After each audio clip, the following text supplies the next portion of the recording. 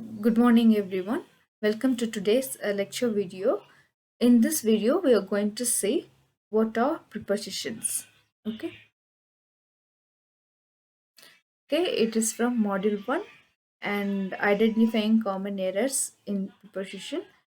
And we are going to see what are prepositions first and then prepositions which confuse us often.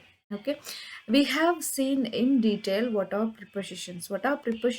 Preposition is basically a connector which connects a noun with the rest of the sentence, or in other words, preposition shows the relationship between one noun with the other noun. Take for example, the pen is on the table. The pen is stable.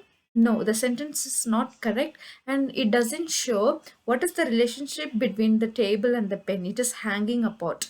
So the when you say the pen is on the table by using preposition, it shows the relationship between the pen and the table. So it is very important to learn preposition correctly and use them. So today we are going to see prepositions which often confuse us. Okay, we have seen in the earlier videos in what are prepositions. Today we are going to see prepositions which confuse us too much. Okay, since and for. Where do we use the since and for? These both are used maximum in perfect continuous tenses, in present perfect continuous tense or past perfect continuous tense. Okay, since is used to refer the starting point of a time, starting point of an action. Take for example, I have been working since morning. So morning is the starting time of working. Okay, when did you start your work? Morning. So I have been working since morning. So in order to state the duration of the time, you use since. But when do you use since? When you refer the starting point of an action. Next, for is used for total amount of time. Okay, total duration of a time. Take for example, I have been working since morning. When you say the starting time, you say since morning. But when you want to say the total amount of time, you say I have been working for the last 4 hours. So you say total amount of time. So when you say total amount of time, you use for. By and with. By is used for agent. What is the agent? People. Okay, when you use people, this is made by my grandma. When you say this is made by my grandma, grandma is an agent. But when you look at the next one, this is made with. Okay, uh, sorry, uh, this is done by my grandma. Okay, this is done with uh, the stove, or this is done with or the room is cleaned with the mop. Okay, it is not the room is cleaned by the mop, it is the room is cleaned by the servant. For the agent, the person who's doing that work is called agent. Okay, the room is cleaned by the servant. The room is cleaned with uh, the mop. Okay, for instrument you use with. Next one, beside and besides. It's very easy. Beside means next to, besides mean in additional to. Take for example, she sits beside her father. Okay, she sits beside her father. Her house lies beside our house, next to her house.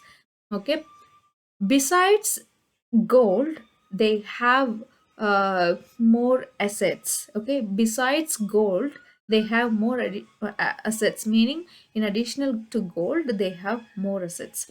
Besides uh, besides the treat, the employees were given extra bonus. Okay, besides treat, the employees were given extra bonus. So next step, between and among. Between is used for two people. Among is used for many people. Take for example, Rekha is sitting between her father and mother, two people. Rekha is sitting among her family members. So when there are more than three people, you say among. Okay, between two, more than three, you say among. Angry with, angry about. Where to use angry with? Angry with should be used with somebody. Okay, person, people.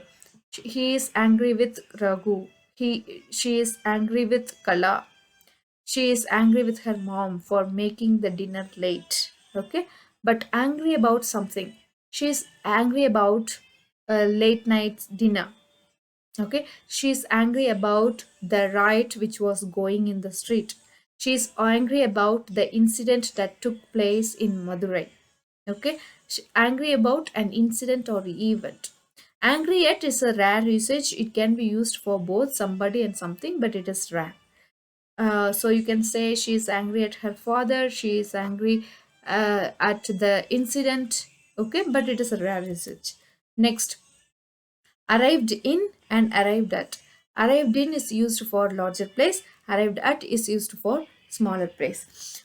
In the pyramid, okay, in pyramid, in, on, at, recording place, in is used for larger place, on is used for limited space, and at is used for exact or specific space. Okay, usually we use in with country, city, towns, village. Okay, and then at with the exact and specific place, like at college, at Kodampakkam, sorry, at college, at school, at hospital, at church. When you mention the exact place of something, institution, you say at.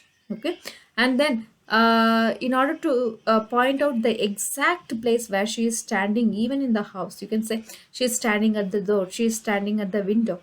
Okay, and then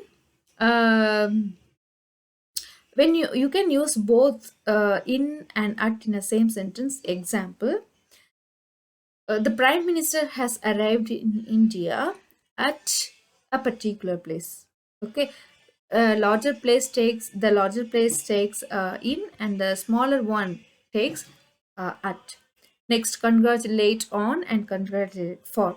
Congratulate on for something, congratulate for doing something. So especially after congratulation on, you will have nouns. Take for example, congratulate, congratulations on your victory.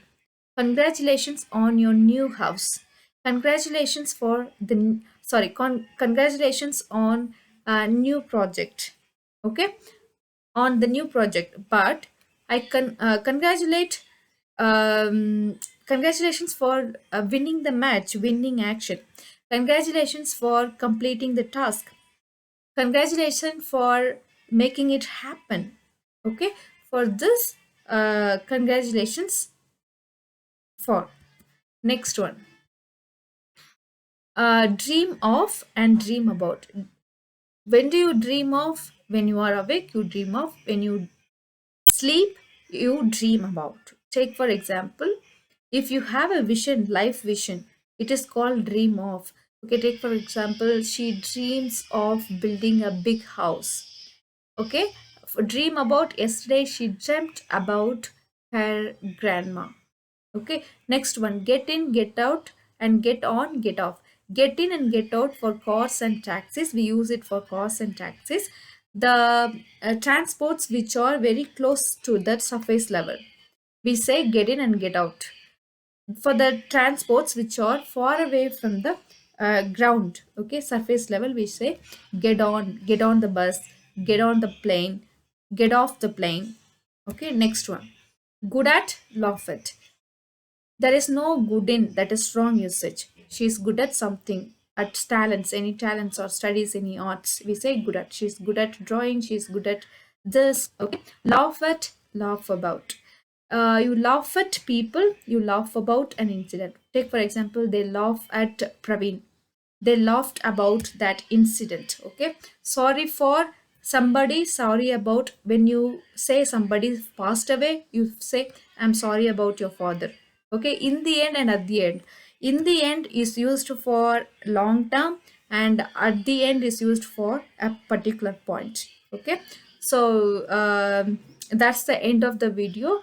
Thank you for watching. If you have any doubt regarding this, you can ask me. Thank you.